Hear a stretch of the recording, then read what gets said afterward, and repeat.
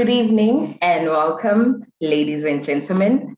Thank you for joining us for the College of Agriculture, Engineering and Sciences monthly alumni series, where you get to meet UKZN graduates. I'm your host, Indabuko Institute. Please note that this event will be recorded, so please keep your mic muted, have your Zoom on speaker view, and post any questions that you have on the chat. Today, we look at a glass half full, how to embrace rejection and rise above criticism. Dr. Sphumelele Ndlovu is a researcher and entrepreneur at Indabuko Institute in Pretoria.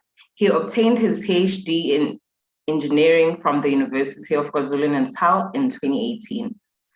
With a thesis entitled Development of Integrated Model and Systems to Enable Optimal Efficiency of Heart Rayo LLR Signal Path. He is currently working on several projects at Indabuko, focusing on energy storage technology solutions. Ndlovu received numerous awards for his work, including the selection to be among the top 400 young scientists across the globe to participate in the Lindau Nobel Laureate meeting in 2018, receiving the Technology and Human Resource for Industry Program grant in 2018, and the Mail and Guardian 200 Young South Africans in 2019, and many more. It is safe to say Dr. Sphumelele Ndlovu is a young scientist on the rise. He has accomplished a great deal in a short time and shows no signs of slowing down. Ladies and gentlemen, please let's give a warm welcome with your mics muted to our guest speaker today, Dr. Sphumelele Ndlovu. Please unmute yourself and turn on your video.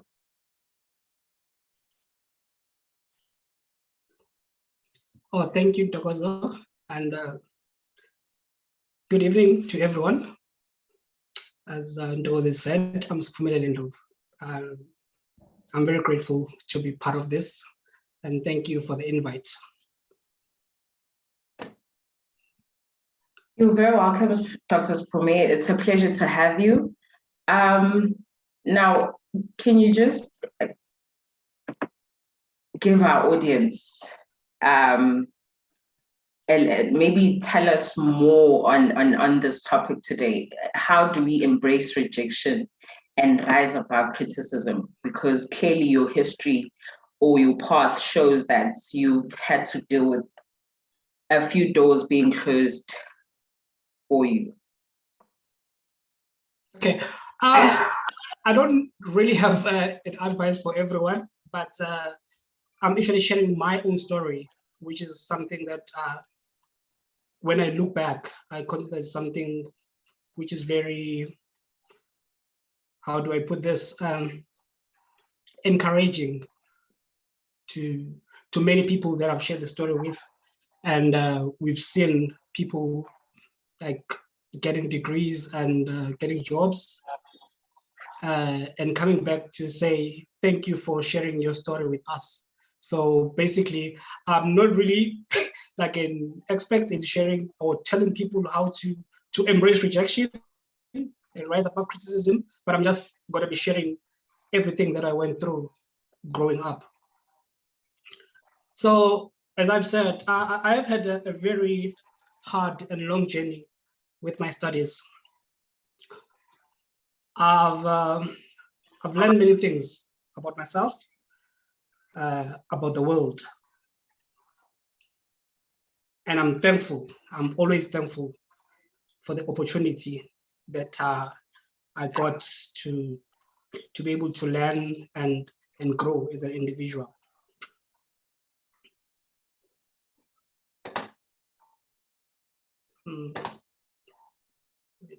Okay.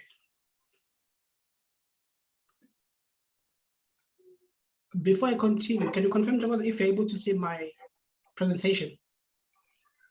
I see the first slide. Okay. As I've said that I'm sharing my story, I started school at a rural place outside Pietermaritzburg called eMaswazini. That is where everything was taught in isiZulu, even English itself. For instance, we had to learn that the past tense of go, went. So, like, we've got many English names that when you listen to like Zulu speaking people, you'll think that those names are Zulu because they are used and they don't exist in the isiZulu vocabulary. Like for instance, imoto, it's when we're talking about a car, which is a motor, and a computer, and in a way that you all agree with me that even Steve Jobs stole his brand name for his expensive phone from Zulu-speaking people because of the I that you always introduce to the name that we don't understand. iPhone, and then they just tend it to be an iPhone. So there are many challenges that we experienced. Some of them, we only think about them now, that they were actually challenges, because at that time, we never looked at them as challenges, but it was an opportunity to grow, even though at that time we didn't really see it as an opportunity. But I was very fortunate to have a group of friends who were always available to assist, by assisting that when I got to my matric, we lost 24 out of 28 teachers because of a strike, right at the beginning of our matric year. So in that year, that meant that we had to become teachers. So we had to teach each other. So I was good in mathematics at that time. Excuse me. I had to teach my peers. And to those who were good in English, had to sort of like read the book for us, and then they try to summarize it so that we can be able to pass examinations. So growing up in an environment like that, it meant that I didn't really have enough marks to meet the minimum requirements that are needed by the university in order to do a BSc degree. So that is when the Science Foundation, together with the UKZN Foundation and NSFAS, were able to come in to assist me in order for me to get into university. So I attended the classes, which were normally starting from 7:45, and they'll finish at 5:45 in the evening. And at that time, you still have to go and cook because you don't have like much money that you can just use on takeaways or anything like that. So we grew up in that environment, and after completing that Science Foundation program, I then applied to do a BSc degree at the UKZN, where I majored in applied mathematics and physics. And I remember one time when I was busy with the registration, one of the professors, he was a mathematics professor, he saw my transcript, and he was like, just because you met the minimum requirements, it doesn't mean that you will succeed in the BSc stream. So to him, I just looked at him as if you don't know what I've been through. You don't know how I got to be at the university so that I can be able to register for a BSc degree. So I managed to get an average of like about 65, which was a minimum requirement at that time to do a BSc degree if you've been doing a Science Foundation program. I remember first semester in the mathematics class, we were about 150.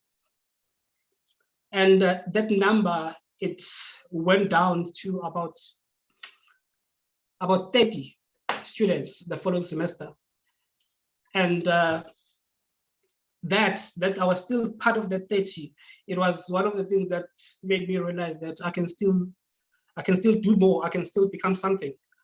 So I was doing physics as a second major, and in the physics class we were 20 on that year. And I remember that they organized a party, a celebration for us. So they organized this celebration. We all came in, and we were happy. The school was happy that we broke the record. That's about 20 students were registered to do physics on that year. I remember that I even had like some funny moments that happened on that day, where while we were busy eating and everything, and seeing people busy eating, that was the first time I was seeing olives. So I quickly jumped into this bowl that was full of olives with the mentality that it was just grapes. So can you imagine yourself going into that and thinking that it was grapes, and the next thing you're just like chewing olives for the first time? Luckily, I'm able to eat them now, and I enjoy that. So thanks to UKZN. And at that time, I was able to finish my BSc degree, or I thought I was done, up until I didn't get that degree complete on my academic record. When I went to find out, it was I was told that just because I didn't have a matric exemption, I got to university through the Science Foundation program. That meant I was not going to be able to graduate the following year. So with that, I was discouraged to study. I didn't want anything to do with UKZN that year. I remember I even spoke to the professors there to explain to me what was happening. And everyone told me that there's nothing we can do, because this is it. You don't have enough credits because of your matric exemption. So that meant that I couldn't graduate with the friends that I started university with. And at that time, I was convinced that the university just didn't want to see people like me graduating on record time. So I felt that I was just disturbing the status quo of the university. But at the same time, I was like, you know what, let me just go and look for a job. And I started working as a teacher. And at the same time, I registered this module that I had to do in order to get these credits. So I managed to complete the degree while working as a teacher. And on the following year, I decided that I am not punishing anyone if I decide not to go back to university. I'm actually punishing myself. So I actually decided that, you know what, let me just go back to university, do an honors degree in physics. And at that time, I didn't even have funding. I remember that I had to speak to Professor Navenchetty to assist me in putting together a proposal to ask for funding, because at that time, I didn't even know how to put together a proposal, because I had been studying with financial aid.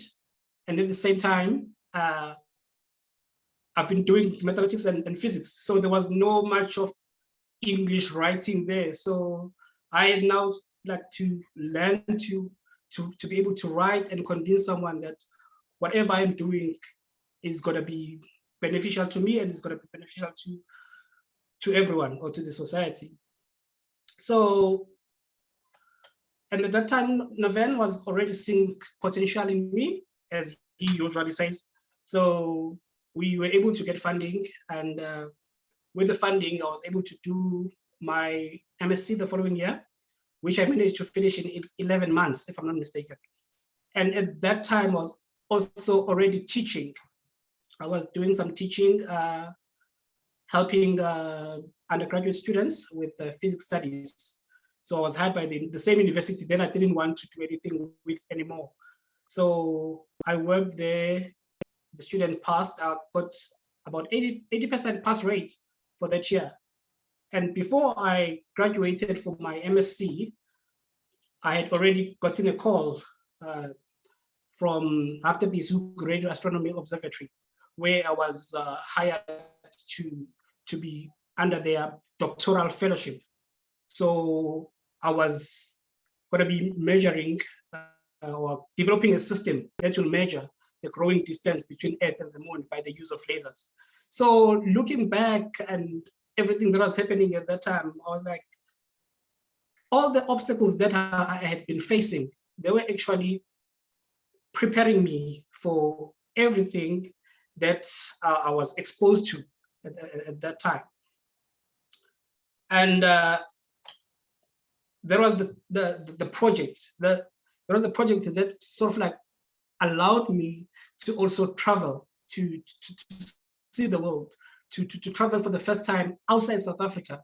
So being in that environment and visiting places like USA, being invited to give a talk at NASA. So all those things were sort of like encouraging me, because at that time, I think I had already seen that I mustn't really shy away from challenges. Challenges were actually there as opportunities for me to shine. So I was very happy, and I was very excited and encouraged to do more with whatever I was doing. And going forward,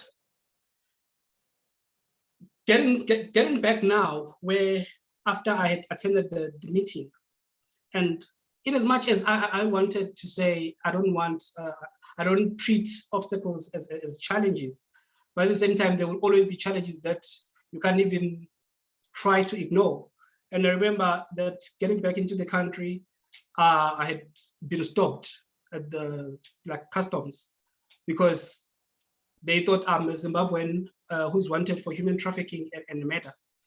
So basically, my passport is a V list, that whenever I travel, I have to do everything manually. I have to get to the airport early and tell them that here's the letter that the minister has written for me that says I'm a V list, I'm not the person that they're looking for, of which I don't understand how come they don't fix that system to be able to allow me to come back into the country. But anyway, each and every time I travel, I have to produce this paper, and they phone South Africa. And sometimes you get there in South Africa, it's 3 a.m. in the morning. They have to keep on trying to phone someone up until I'm allowed to come back into the country. Of which it is one of those things that I'm saying that you can try to ignore some of the challenges and just focus on whatever you want to do, but there are things that will always try to disturb you. And but at the same time, I'm still able to travel, even though I have to make sure that I plan my trip to be longer. And on top of that, I was able to say, you know what, I've been studying and doing a PhD, and I've been very fortunate to have the likes of Professor Naven Chetty, people who have been always encouraging me, who saw potential in me. And I thought, actually, I can also learn from them and try to give back to the community. And at that time, immediately after my PhD, I had applied for a research project to start my own laboratory. And that laboratory meant that I had to do it in as a private company. So we're a group of 5 guys who started a project on energy storage solutions. And we applied for funding from the DTI, and we were able to get funding. And from that, we were able to support 4 students. 2 of those were registered with UKZN under the School of Chemistry and Physics. And, excuse me. And those students have now graduated, and they graduated with like beautiful marks. And we were very excited to see those. And we're expecting the other two to graduate this year. And on top of that, we partnered with institutions who are well recognized. That includes UKZN.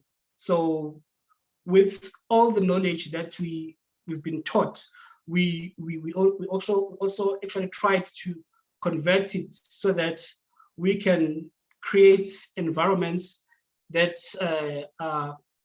allow younger people to do work or to do their science research. So basically, that is what we are doing at Indabuko, and the project has been funded by excuse me, the project has been funded by the DTI.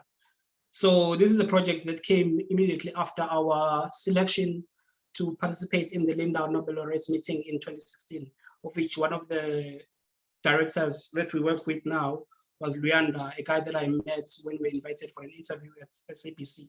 So we got to say, is there something that you can do together? Like, and at that time we found the other guys, and when we sat together, we were able to write a proposal, and we got funding.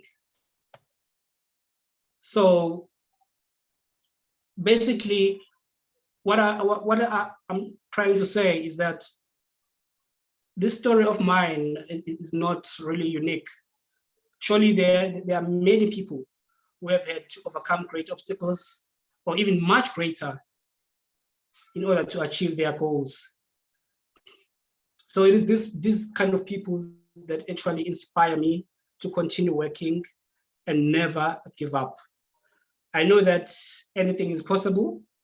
So if you put your mind in it, definitely you'll be able to achieve whatever you want. So I hope my story will inspire others, and thank you for having me. Okay, thank you very much for sharing that story. It was very inspirational, especially to me. I have a confession. I remember you from undergrad. You were one of the demonstrators when I was a student at UKZN. And I remember Prof. Chetty, I think he was running the physics department at that time. And what they don't tell you when you register at UKZN is that there's no off days for pracs.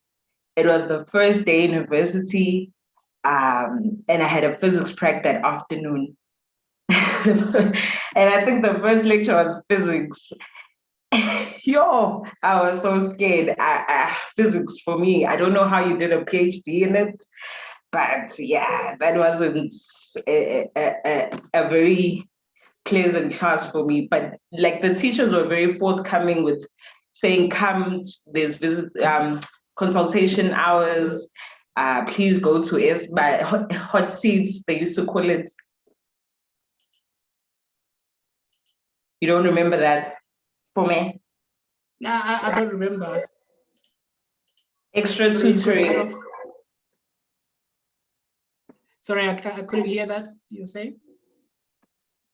I'm saying, I remember you from physics. You were one of the demonstrators. Oh, yes. Yes.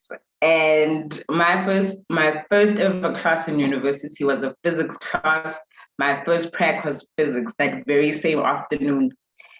And I don't know how you maintained to study and have it as a major and actually finish your PhD after all the experiences you went through.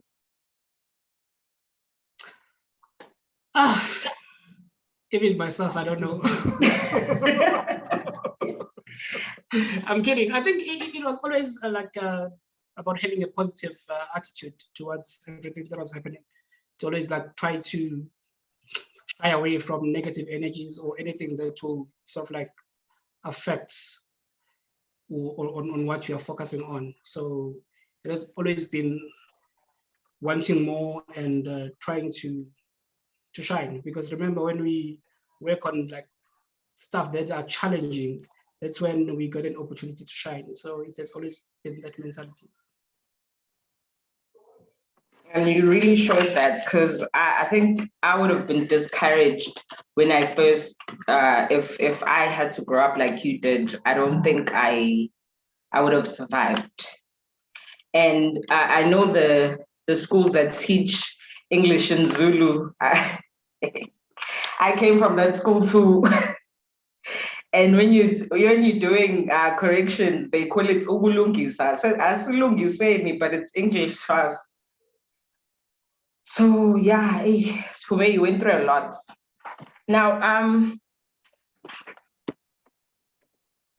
audience, please note that you are welcome to post any questions you may have for Dr. Sphumelele on the chat.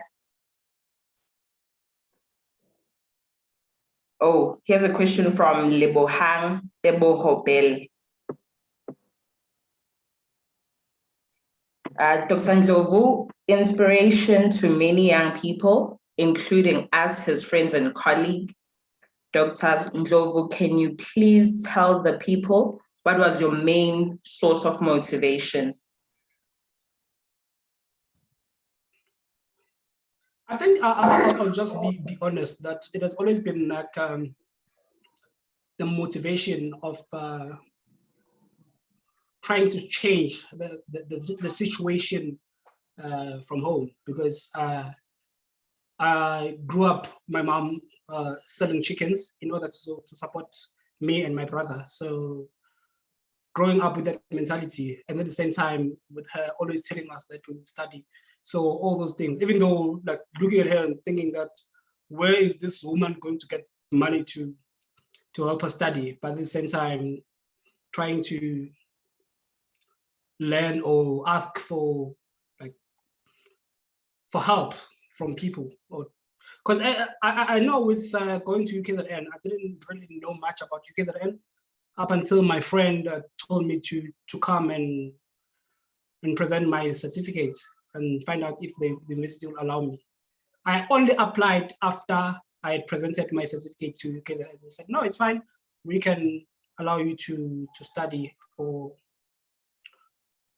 SFP. Because before then, I always had the mentality that I'll just go to a technical at that time, University of Technology, to go and do a diploma, finish in less than 3 years, and then try to go and look for a job. And without realizing that it's education or trying to grow, it's more than just finishing school and looking for a job. So yeah, it has always been a motivation that I got from home, trying to change the situation. That's nice. And I'm happy that you met someone like Prof. Navenketi, who was able to tell you that he sees potential in you. You know, sometimes when you come from a certain environment, or when you grow up, or when you face rejection, it's always nice to have someone to tell you that you are worthy. You do have potential. You just need a little help.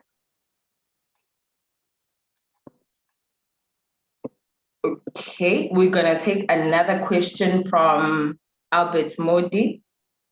Would you say physics was easy for you as an undergrad? Has it got to do with a good math background? Also, what was the most challenging subject module as an undergrad, and why?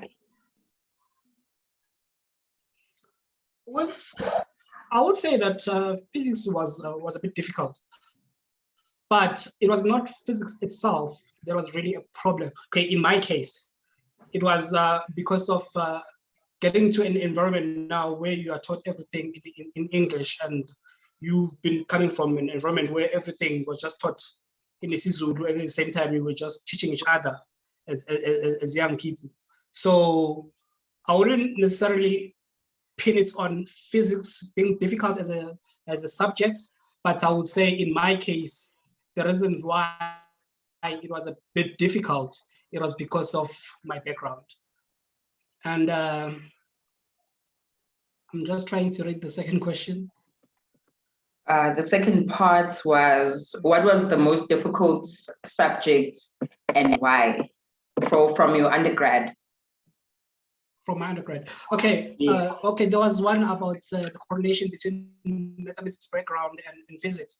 I would say that the understanding your mathematics, it also helps with physics, because if I look back, I passed physics because of my maths background. I didn't even understand some of the things that were said there, but I was just doing it, like being able to do calculations. If you see something, and then you can be able to do the calculations.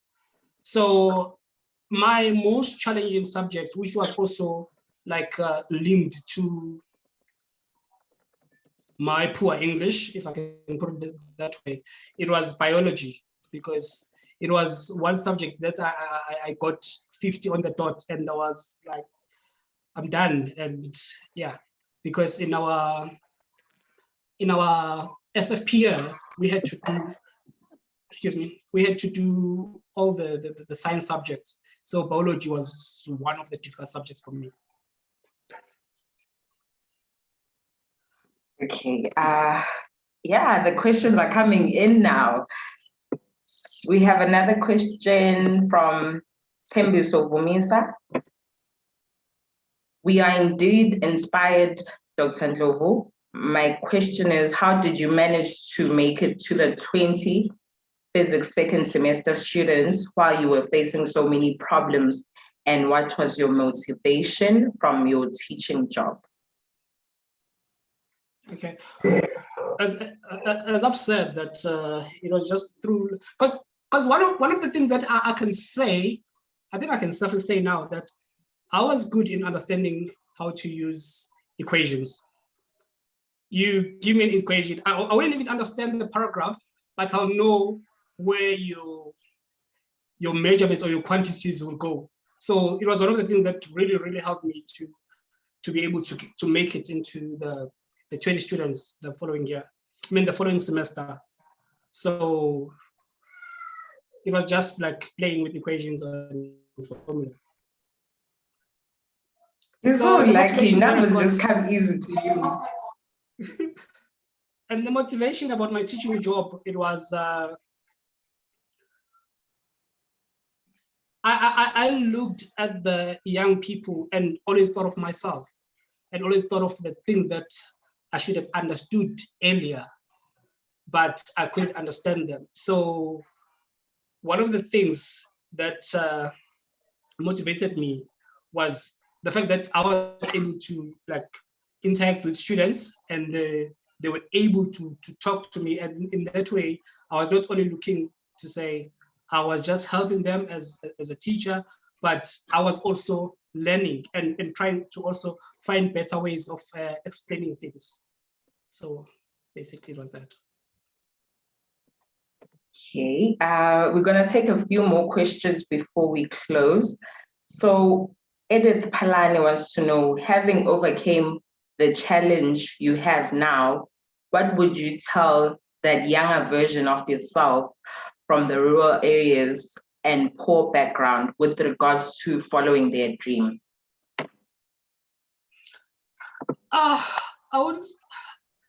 One of the things that I always say is that I wouldn't have wasted any time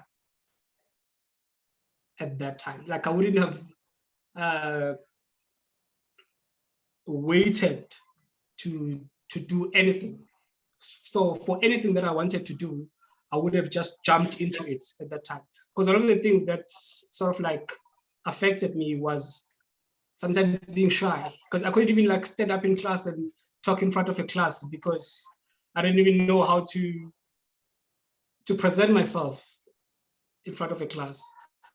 So yeah, I would like definitely advise myself to jump into any opportunity, and even if I don't understand what is happening in that opportunity, but I would just learn from there. So yeah, I'll teach myself that. I would have taught myself that. Okay, that I think that's something every individual needs to think about. So Luyanda Nodo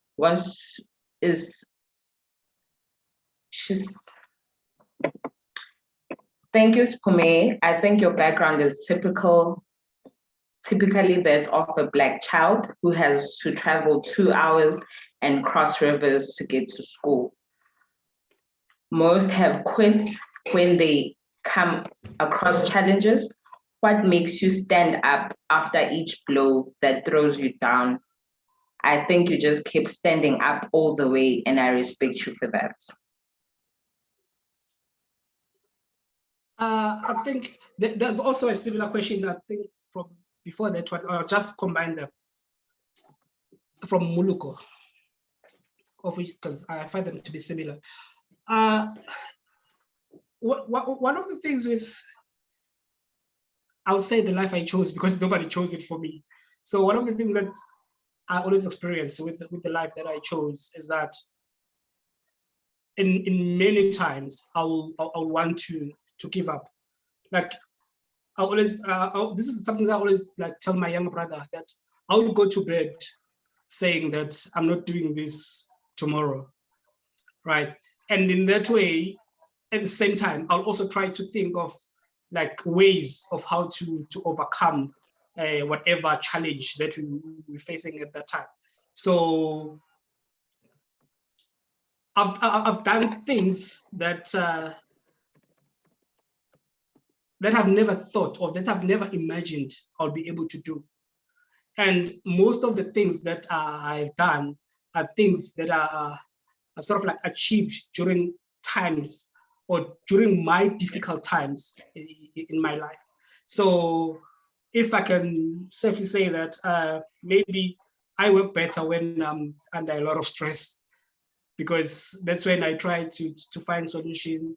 And also, most important thing that I always try to do is to seek help, because I'm one person who's not shy to go to someone else and say, you know what, I'm stuck here. How do I get out of this? Because you'll be surprised that in many cases, most of the challenges that we face, most people have faced them. So for a number of times, even today, I still feel like I want to quit. And then the next morning I wake up and then try to work on that same thing that I wanted to quit the previous night. Okay, ladies and gentlemen, I've seen a few hands. For the first time, we're gonna allow people to come on live and ask Dr. Sphumelele directly. There was a hand up. Albert Modi, you can unmute yourself and show your video.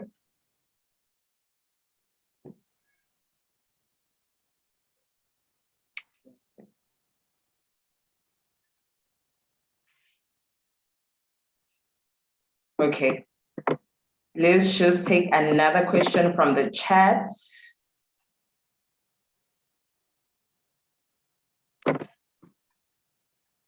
Sphumelele Ndlovu wants to know, in the event that perhaps there are more young scholars in South Africa that are faced with the timeless task of having to overcome their unfavorable circumstances and backgrounds, what kind of outlets would you refer them to help prevent those that may be demotivated to quit school?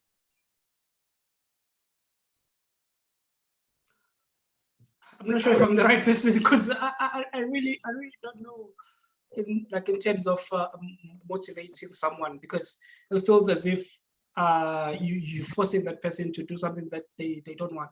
I believe that if you want something, you know that you want it, and you'll do everything in your powers to make sure that you get it. So the motivation should be on the issue itself. So yeah. Here's an interesting question. Tabile Zondi wants to know, what do you think may be done by institutions of higher education to mitigate the language barrier challenges? Okay, I think I was still at diversity at that time.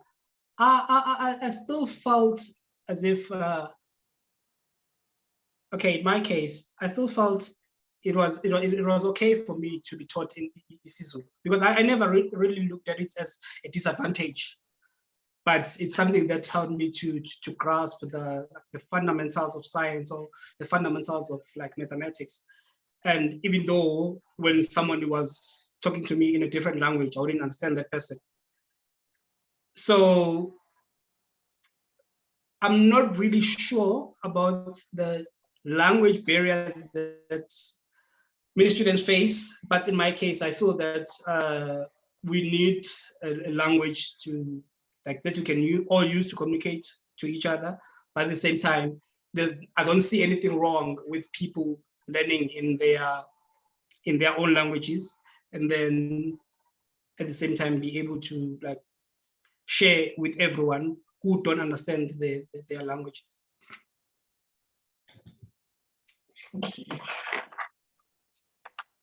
Yours, for me, I wish I could be you, just done with my degrees, because I want to have a PhD, but starting is yeah, it's. I've been contemplating it for a few years now. Don't stress, it's doable. Just do it. Sorry? I'm saying just do it. Yeah. Maybe after this chat, I'll email my supervisor. We'll see, because I think doctor sounds great in the being called doctor, like doctors for me. I'm sure looking back, you hadn't envisioned what your life is right now, and I always treat it as something like getting yourself like a new pair of shoes, or like a new cell phone. That once you have it, it doesn't really matter. All that matters is what you want to do with your life going forward. Because like I don't really care about the doctor title or anything. It doesn't mean anything, but all that cares is that what do I do with the knowledge that I've gained from all those years.